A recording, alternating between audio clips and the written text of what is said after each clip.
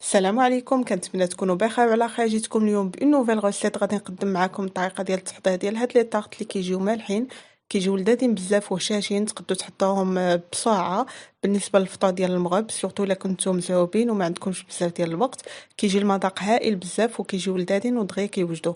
فما نطولش عليكم، نبداو لا فيديو. ولكن قبل، الا كنتو اول مره كتشاهدوا القناه ديالي، ما تنساوش انكم تابوناو وتضغطوا على الجرس باش دائما توصلوا بالجديد. فكنبداو على بركة الله. هنا غادي نحتاج 110 غرام ديال الدقيق، غادي نحتاج 2 بيضات، خماعة وحده، معلقة صغيرة ديال الموطارد اللي كتكون عامرة، نص معلقة ديال الملحة، نص معلقة صغيرة ديال الملحة. بالنسبة للحليب غادي نحتاج 90 غرام ديال الحليب، أي ما يعادل نص كاس ديال العنبة ديال الحليب.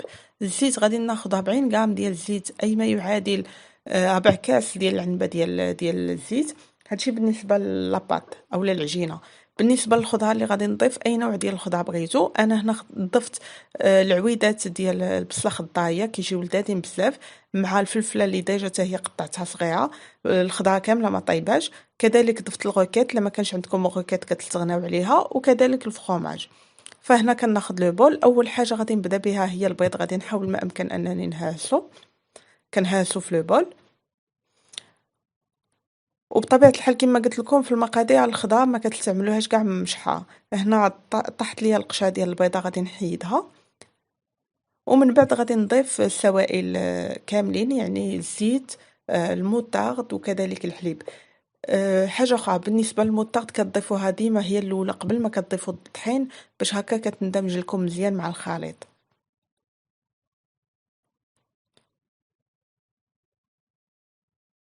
بالنسبة للغوكيت، ممكن أنكم تحيدوها، لما كانش عندكم توفة ممكن أنكم تحيدوها، ولا ممكن أنكم تعوضوها بالقزبر ولا المعدنوس. فكيبقى لكم الاختيار، أو حتى البازيليك اللي هو الحبق أو الريحان.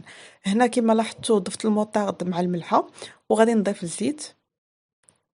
كما لاحظتوا الزيت كنكبها ديك الساعات، يعني ما كنبقاش نضيفها شويه بشويه، وما استعملتش الطراب الكهربائي لانني ما باغاش نطلعها بزاف. ومن بعد غادي نضيف كذلك الحليب. هاد لي طارط كيجيو فريمون هشاشين بزاف، كيجيو لذاذين وبنانين، حتى المذاق ديالهم كيكون بنين. هنا غادي نضيف دابا الدقيق، وغادي نضيف الخميره ديال الحلوه.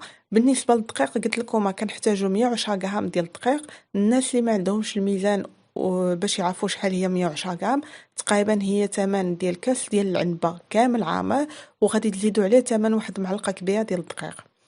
هنا من بعد ما ضفت النواشف اللي هما الدقيق والخميره، كنحاول ما امكن انني نخدمها مزيان باش هكا الخليط ما كيكونش محبب ليا. ودابا غادي نبدا نضيف كاع النواشف. هنا استعملت الفرomاج. بالنسبه للفرomاج اللي دات هو الفرomاج حمر، فرomاج ايضا ممكن تعوضوا باي نوع ديال الفرomاج. وكذلك الا ما كانش كنتو كتبغيو الفرomاج بزاف، ممكن تزيدوا كميه كثيره، اولا ممكن تضيفوا حتى الموتزاريلا. هنا كذلك ضفت داك البصله اولا العويدات ديال البصله اللي ديجا قطعتهم، بطبيعه الحال خوضه ما شحاتهم ما والو. حيدت داك الطعاب، وغادي نستعمل هنا لا سباتول هي اللي تعاوني مزيان. كنبدا كنحاول ما امكن انني نخلط بلا سباتول. وكذلك غادي نضيف الغوكيت.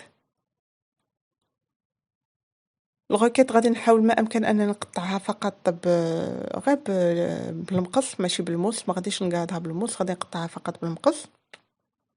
فهي كذلك كتعطيني واحد المذاق اللي هو اللذيذ.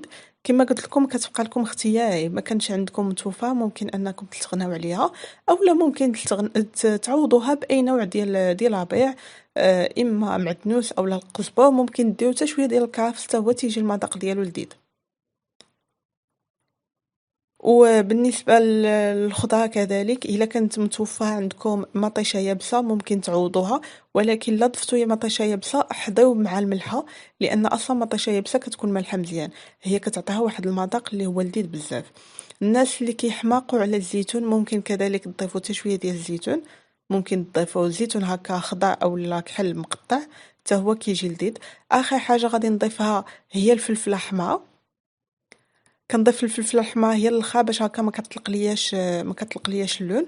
وكما قلت لكم على الخضره كامله كلشي ما طايبش، يعني قطعته فقط قطع صغيره، لان اصلا غادي يطيب ليا في الفران. فاش غادي نحطهم في ليمول باش يطيبوا، غادي يطيبوا ليا كاملين في الفران.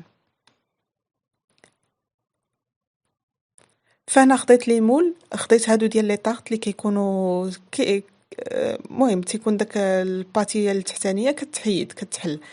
فهنا كناخد ليمول اللي كنكون ديجا دهنتهم، يا اما دهنهم بالزبده مزيان بالزبده اولا كدهنوهم بالزيت والدقيق. كتخلطوا الزيت مع الدقيق ومن بعد كدهنوا بها باش هكا ما يلصقولكمش. وكناخد هاد المعلقه ديال الكلاص هي اللي كنبدا ندير فيها كنبقى نحط فيها هاد الخليط اللي درت. بطبيعه الحال فان كنكون ديجا سخنته باش غادي ندخلهم يطيبوا. تقريبا كياخذوا لي واحد 20 دقيقه، وبالنسبه للكميه كتعطيكم تقريبا 9 الوحده الا استعملتوا هاد ليمول. فهنا من بعد ما غادي يطيبوا غادي نخليهم حتى يبردوا مزيان، وديك الساعات غادي عاد نحيدهم من الليمول. كيجيو على هاد الشكل، كيجيو لذاذين مزيان ومحمرين، وبالاخص انهم هشاشين وخفاف. فكانت هذه هي لا غوسيت ديال اليوم، كنتمنى انها تكون نالت اعجابكم. نقول لكم نهاركم مبروك، ونتلاقاو ان شاء الله في فيديو جديد.